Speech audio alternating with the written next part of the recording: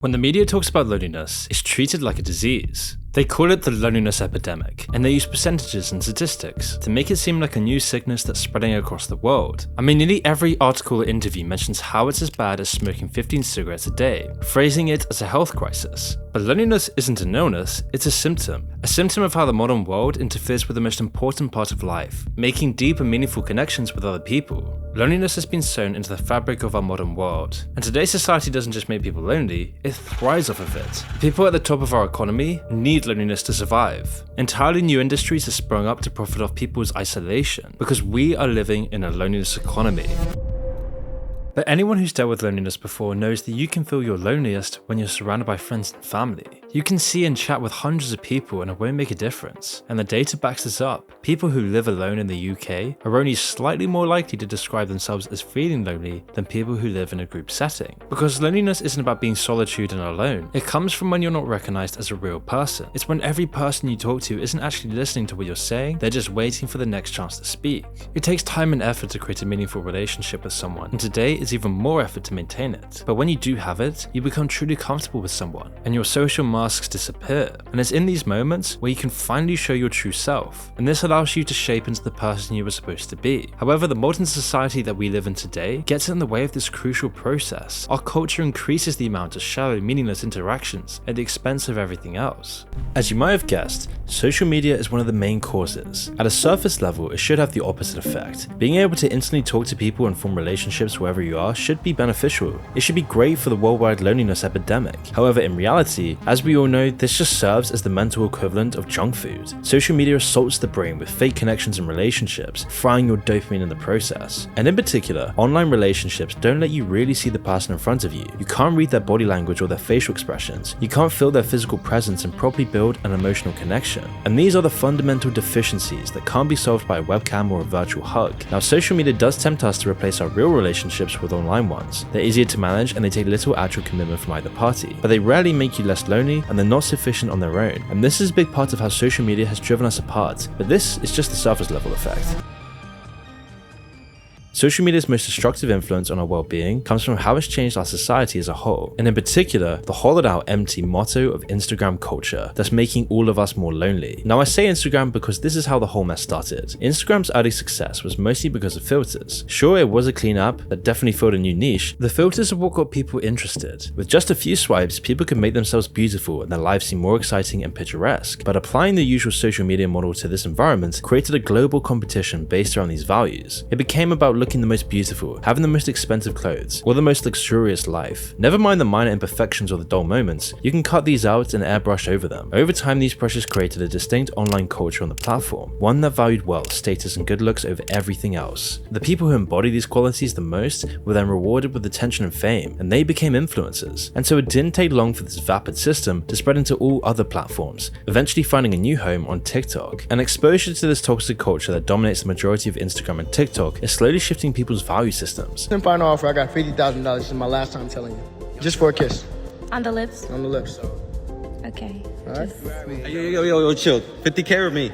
Just like subliminal messaging, as people mindlessly scroll, they get more immersed into the culture. Each post they see reinforces this worldview a little more, and when they participate in the culture and shape their own social media page to reflect it, Instagram rewards them with likes, followers, attention, and dopamine. It's a vicious cycle, but it's these specific traits that get promoted by Instagram and TikTok's algorithms. Adding in the classic motivators of fame and wealth makes it completely predictable that for every kid that wants to be an astronaut, there's at least 3 that want to be an influencer. And yet in China, where the TikTok algorithm promotes patriotism and communist values, instead of vapid consumerism, it's the complete opposite effect. Now, we saw all of those by registering an Apple device in China, just because we wanted to know what are they watching on TikTok. You know what American kids, your kids are watching on TikTok, stuff like this.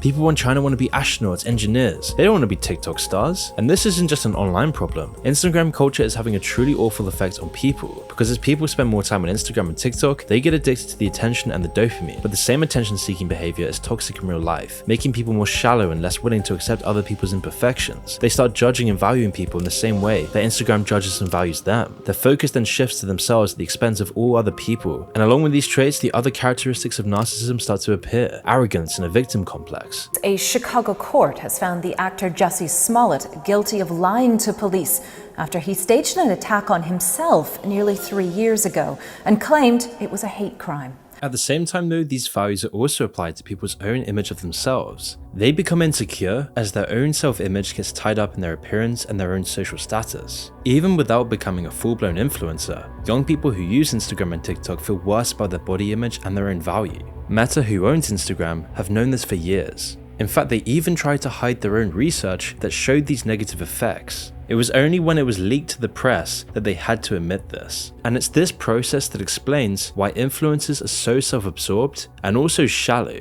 being oblivious to their own actions. Like those influencers getting mad at people walking in front of their camera in a public place. The amount of entitlement it takes to expect people to make accommodations for their own cringeworthy posing is ridiculous. I mean, another influencer started a forest fire to try and get a cool background for a picture, and some influencers can't see the problem with taking sexy selfies outside the gates of Auschwitz. These aren't isolated incidents. The sheer scale of narcissism on show is stunning. There's just so many of these selfies that one artist created an entire exhibition of the worst offenders. But even with all the wealth and the lifestyle, more often than not, these influencers end up miserable. Who would have thought that a fake life dedicated to material wealth would leave people feeling empty? Love Island, a UK TV show that specifically revolves around influencers, showcases this exact effect. Former contestants often describe feelings of depression and severe mental health difficulties after they leave the show. I was on Love Island and after it, I nearly ended it all.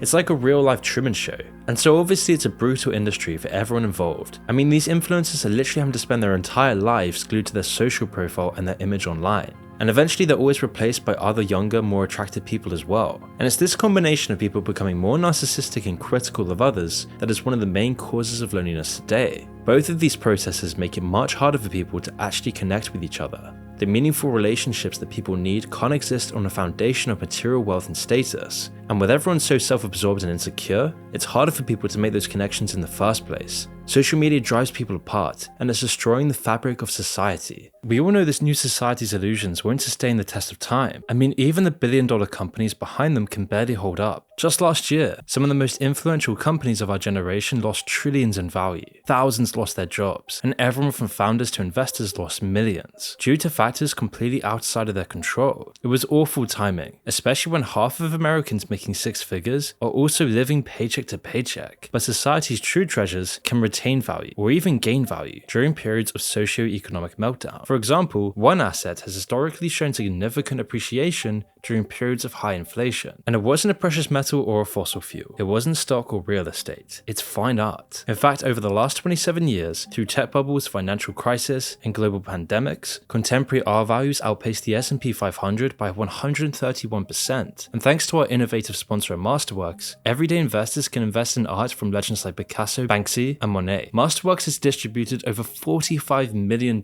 in net returns to their investors, and each of their 14 sales has turned a profit. Over 750,000 people have signed up so far, and demand for Masterworks is picking up, so there is a waitlist. But our subscribers can skip this line and get their collection started today by clicking the link in the description below.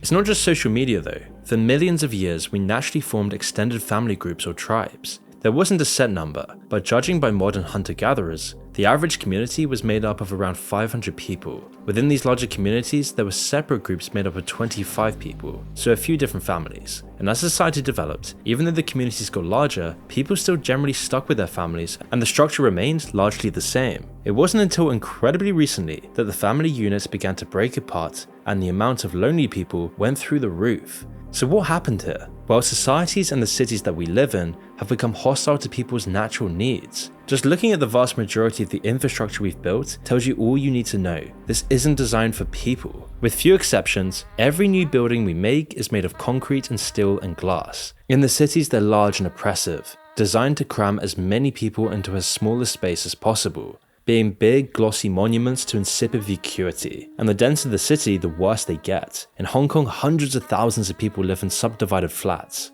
Here, developers split flats meant for 1 or 2 people into 10 or more cage homes, each barely large enough to lie down in. Residents can expect a bed, maybe a shelf or two for storage, and a bathroom shared between them. And despite how dystopian these living conditions are, the rent for these poor excuses for homes is still $200 to $300 a month if you're lucky. and Hong Kong's cage homes represent the worst of it. But Western cities are inching closer and closer to this awful reality. For anyone living in a big Western city will know this. The only difference is, we won't call them cage homes, we'll just call them micro apartments. These kinds of homes aren't made for tight-knit family groups either. They're generally made for single people to live among strangers. The occupants change often as people move in and out, which is a problem that's shared within the entire city. People move around a lot more than they did just a few decades ago, which doesn't seem that bad at first. It just means people have more freedom to choose where they live, right? Well, not really exactly. The fact that people move around so much makes it harder for people to develop close relationships. Young people who need to form close relationships the most and who are feeling the most lonely move even more often. We often simply don't have time to emotionally connect with people before one person moves away. At least in the densely packed cities, everything you need and your social network are all close by. Most amenities are walkable, and larger cities will have public transport networks for everything that isn't. For smaller cities and people living in the suburbs, this really isn't the case anymore. Particularly in the US, cities are designed for cars rather than people. Over 5% of all urban land is dedicated to parking lots alone. And in Los Angeles, parking space actually takes up more land than housing does. Most suburbs in the US don't even have pavements on lots of roads. It's just expected that you have to drive everywhere rather than walk. And this is toxic not only for people's health, but more importantly for people's social needs. If you have to drive even just 10 or 20 minutes to see someone, it puts a big hurdle in a way of building a real connection. And that's why people most often make their friends at work. But these are just transactional relationships that are also damaged by cars. Long distance commutes means that your colleagues can live tens or even hundreds of miles away, making a real long-lasting friendship highly unlikely. In these cities made for cars, there's often much more traffic as well. You'd expect the opposite as wider roads get made, but more reliance on cars means less public transport. Without trains and buses to take dozens of cars off the road each, the infrastructure just can't even keep up. And again, this affects younger people the most, as they're most likely not able to afford a car. They're stuck negotiating less from their parents or just staying at home. And all of these points ignore how cars make our cities loud, polluted, and so much more vile. Living in a big dystopian city destroys your soul. It puts you so much further away from how you evolved to live. And so it's really no wonder that loneliness goes up by 38% in urban areas alone. And as 2/3 of the world's population is expected to live in cities by 2050, this is a problem that needs to at least be spoken about. These are two of the main aspects of modern society that make people lonely, and of course there's just so many others, but a lot of them are based on how we've removed human interaction from our day-to-day lives. Now, nearly everything can be done without talking or seeing anyone. Need to buy something? Order it to your house? Someone that you will never see ever again will deliver it to you without even looking you in the eyes. Need to pay your bills or manage your money? It's all digital now. Even the cashier at the supermarket has been replaced by a robot. We don't interact with people anymore. We interact with systems. I mean, just rewind a decade or two ago and it was completely different. You actually had to go out in the world, talk to people. We're not just losing this world of small but significant interactions. We're losing the opportunity for actually meeting people that came with it. It's a numbers game to find the people you truly connect with and who add meaning to your life. Now, we get far fewer chances, and with how much corporations have abused the word community, it's almost meaningless now. But this was what it used to mean, fitting in somewhere and existing not just as one person, but as a key part of other people's lives as well. Most recently, the COVID lockdowns massively accelerated this process. It forced people into social isolation and made them reliant on this new way of doing things. The shock alone was enough to make millions of people much more lonely, but the lasting effects in society might be even worse.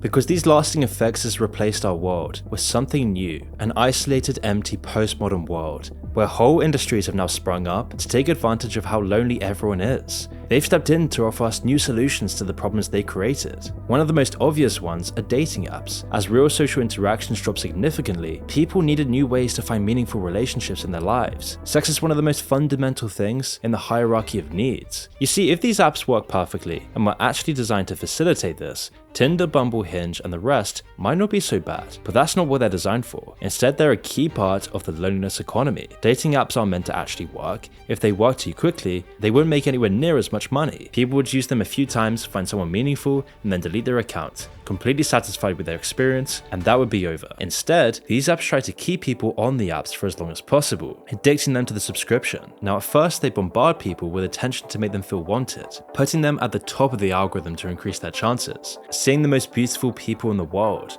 the perfect people for you, and they actually tell you all about your matches and the people you swipe right on. But very quickly, this honeymoon period fades away, and the app slowly tightens the valve. It will keep stringing you along with the occasional match and conversation, just enough to keep the dopamine running in your brain, but soon you'll start to miss that first big dose of attention. The matches start shriveling up, and that's when the app will step in again. It'll promise you that if you just buy a subscription or a temporary boost, it'll go back to how it all was. And it will, but not for very long. And by doing this, these companies turn a basic human need into a compulsive addiction for everyone, something that is making these apps hundreds of millions of dollars. And this is unfortunately the story for most men. But not just men, this is also isolating women, making them just another body in the meat market, constantly having so many options that they'll never actually be satisfied with the one they pick. Like being in a supermarket, you'll always be satisfied with lesser options. Having 3 shampoos in front of you and having to pick one is much more satisfying than having to pick one out of 1,000, because you'll never feel like you picked the right one. And to be honest, you probably didn't. There's probably so many out there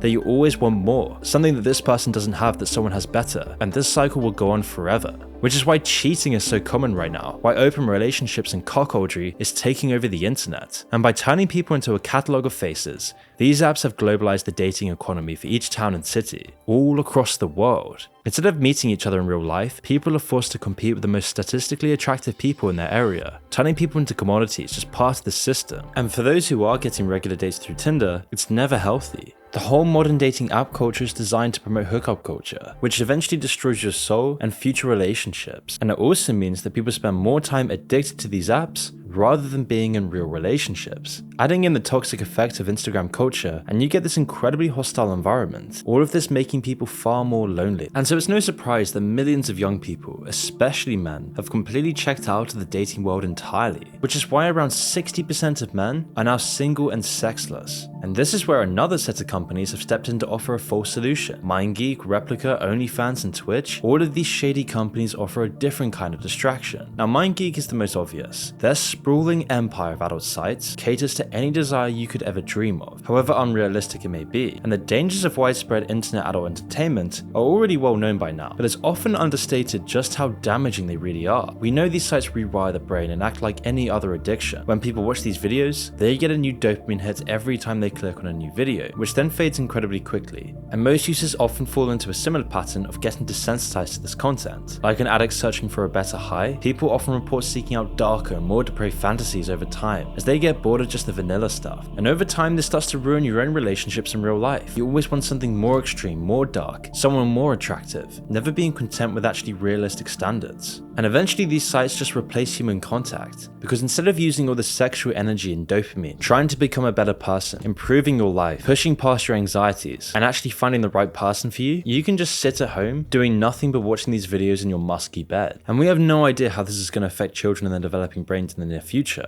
But what we do know now is that the average age people first watch adult content is now just 12 years old, and over a fifth of teenagers admit to watching it regularly, probably even more, because who knows how many won't admit to this. But these sites aren't interactive in the same way that Twitch and OnlyFans are. Those platforms are far more effective as distractions from the real world, ensnaring lonely young men by encouraging parasocial relationships between the viewers and the streamer or the model. A generation of lonely, desperate young men who have been completely atomized, shunned by society, sexless for years, with no sense of community or connection in their real life. The scariest stat? Walking down the avenue that is America, only 1 in 3 men under the age of 30 have had sex in the last year. And you hear sex and your brain fires, but the bottom line is, it's a key step to the elemental foundation of any society, and that is relationships. Young men aren't attaching to work, they aren't attaching to women, they aren't attaching to schools. We are producing too many of the most dangerous person in society. And this is where Twitch and OnlyFans can make their money. When piles of young men eventually turn to these platforms, they will finally get some positive attention after a donation, creating a new reward mechanism. They delude themselves into thinking that the streamer or model actually likes them and knows them when they donate money to them. Meanwhile, the streamer and the platform rake in the money, use some random assistant in a third world country, and string these men along, all whilst making millions. Eventually, it always ends in tragedy, after the illusion breaks for these men, or some lonely guy with more money outbids them. And this is when people turn to AI girlfriends, like the chatbot being sold by Replica. And this is the next stage of this process, being the closest thing we've come to simulating real human interaction, and it's still completely devoid of actual meaning or soul. I mean, Replica has already started monetizing in the same way as Twitch and OnlyFans, with a basic subscription only getting you a vanilla conversation, but if you pay a bit extra, you can then unlock the more adult content. Finally getting the girl that you've been seeing on the screens your whole life since you were 12. Finally you can get rid of the repression deep inside of you, all at the cost of a monthly subscription fee. You see, the problem with all of these companies is that they rely on lonely men to function, and they make their money by keeping them lonely. Most of our modern economy thrives on loneliness. Loneliness is the fuel that is pushing the progress of our economy. By offering an inferior, ersatz version of companionship, these companies sucker people in. But over time, they're just making us more lonely, as these products never fill a hole. They're just desperate attempts at numbing yourself for a little bit. I mean, I would argue that the loneliness and emptiness these companies are generating puts them in the same category as big tobacco companies. They're both peddling an addictive product that severely damages the health and life of the user, and society's then left to deal with the consequences. And the data is unsettling to say the least. Over 60% of young men are now single, somehow twice the amount of women. Men also take their own lives 4 times as much, and act out with extreme violence far more often as well. The incels always get the headlines, but the rest of the normal disenfranchised young men are invisible to society. Lots of the largest companies today are part of this loneliness economy, making literally hundreds of billions off of it. However, Meta are the worst offenders, and their grand plan is to dominate the loneliness industry, all through the metaverse, where Meta will be able to house all of their time-sucking apps on one immersive platform, and just like Apple, they'll be able to take a cut from everything else which uses their VR as well. It's a license to print money, because by cornering the VR market, Meta will be in control of the next generation of artificial companionship. From adult content all the way to virtual girlfriends, all of them will be made more realistic and convincing by virtual reality. The immersion alone will make it much easier to forget about your problems, and they'll be able to make their loneliness machines so much more profitable. With the data extracted from living inside of the metaverse, they'll be able to find out exactly what your desires really are. Every repressed behavior, every repressed emotion, and every action you take is all tracked by the metaverse. They'll even track your eye movement to see exactly how much you interact with an advert, and which AI girlfriend draws your eye the most, and then selling you a subscription or product to match your eye movement. And as you become more addicted to this world, you'll start retreating more from the real world. Meta's VR headsets and Apple's Vision Pro will take you further and further away from reality.